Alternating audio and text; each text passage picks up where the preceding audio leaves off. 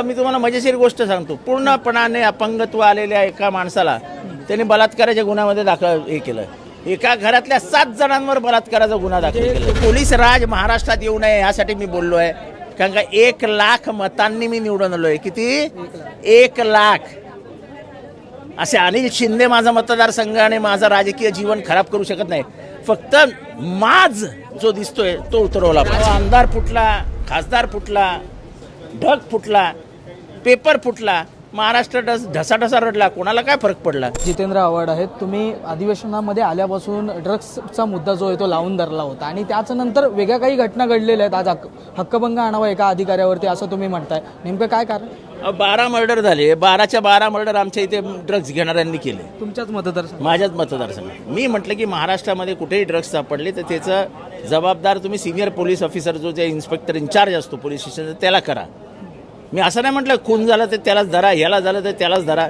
ड्रग्सच्या बाबतीत मान गांभीर्याने त्याच्यावरती जबाबदारी टाका, म्हणजे तो त्यांना बाकीच्यांना खालच्यांना टाईट करेल. ह्या महाशयांना वाटलं मी त्यांच्या विरुद्ध बोललो म्हणून विरोधी पक्षांना एकत्र करून, माझ्या विरोधकांना एकत्र करून. अरे मी तुम्हाला मजेशीर गोष्ट सांगतो. पूर्णपणाने अपंगत्व आलेल्या एका माणसाला त्यांनी बलात्काराच्या गुन्ह्यामध्ये हे केलं.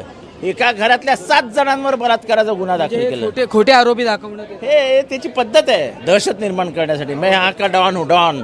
या संदर्भात तुम्ही कुणाला तक्रार किंवा काय? आज हक्कभंग तर दिलेला जातो. उपमुख्यमंत्री एकनाथ शिंदे त्यांच्याशी काही संवाद झाला या संदर्भात? माझा एकनाथ शिंदेचा काय संबंध याच्यात? पत्र दिलं असेल? नाही माझा काय संबंध याच्यात? काय संबंध नाही, पण ह्या सगळ्या गोष्टी होत असताना तुमच्या विरोधात कुठेतरी हा म्हणजे मतदारसंघात कट रचला जातोय असं वाटतं? मला काही वाटत नाही. कोणी पोलीस माझ्या विरुद्ध कट रचून काही होऊ शकत नाही.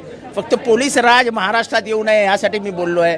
कारण का 1 लाख मतांनी मी निवडून आलोय. किती? 1 लाख. असे अनिल शिंदे माझा मतदारसंघ आणि माझं राजकीय जीवन खराब करू शकत नाही. फक्त माज जो दिसतोय तो उतरवला पाहिजे. राजकीय वर्दस्त आहे त्यांच्या पाठी ते मला माहित नाही. नसरापूर अत्याचार प्रकरणी आता मरेपर्यंत शिक्षा सुनावली आहे. कसं पाहता? खूप जण बोलले त्याच्यावर. चला नाही, पण तुम्हाला एकंदरीत सर काय वाटतं? खूप म्हणजे पोटच्या गोळ्यावरती झालेला अन्याय वाटायचा तो.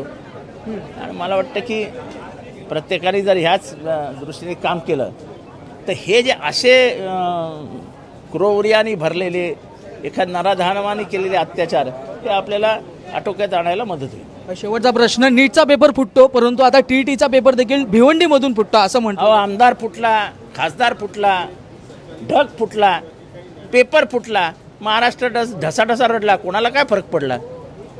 नक्कीच आपल्यासोबत या ठिकाणी आमदार डॉक्टर जितेंद्र आव्हाड होते. एकंदरीत आपण जर पाहिलं तर मुंब्र्यामध्ये ड्रग्सचं प्रकरण वाढत चाललं आहे, ड्रग्सच्या केसेस वाढत चालल्या आहेत आणि त्याचमुळे जे हे अशा पद्धतीने अंमली पदार्थांचं सेवन करतात त्यांच्याच माध्यमातून 12 हत्या ज्या आहेत त्या घडलेल्या आहेत. परंतु पोलीस प्रशासनाचे जे काही अधिकारी आहेत त्यांच्या माध्यमातून काय केलं जातं तर बाबा हे जे प्रशासकीय म्हणजे हे जे ह्या केसमध्ये खरे अडकणारे आरोपी आहेत त्यांना सोडलं जातं आहे तर कुठेतरी दुसरा चुकीचा आरोपी उभा केला जातो आहे असा थेट आरोप या ठिकाणी आमदार डॉक्टर जितेंद्र आव्हाड यांनी लावलेला आहे. त्याचबरोबर हक्कभंग आणावा त्या अधिकाऱ्यावरती अशी मागणी देखील आमदार डॉक्टर जितेंद्र आव्हाड यांच्या माध्यमातून करण्यात आलेली आहे. त्याचबरोबर विविध अनेक सामाजिक प्रश्नांवरती त्यांनी आपल्यासोबत संवाद साधला. त्याचमुळे आता हे पाहणं फार महत्त्वाचं असणार आहे. या प्रकरणामध्ये नेमकं सरकारच्या माध्यमातून काय पावलं उचलली जात आहेत का? ड्रग्सचं प्रकरण हे मुंब्र्यामध्ये नाही तर संपूर्ण राज्यभरामध्ये सुरू आहे. त्याचमुळे त्याच्यावरती नेमकी काय कारवाई केली जाणार आहे का? जो हक्कभंगाची म्हणजे आता मागणी केलेली आहे त्या संदर्भात नेमकी काय भूमिका सरकारच्या माध्यमातून मांडली जाते हे पाहणं देखील तितकंच महत्त्वाचं असणार आहे. मुंबईहून मी आदित्य जाधव, कॅमेरामॅन आदित्य कासारेसह तुम्ही पाहतात लोकमत.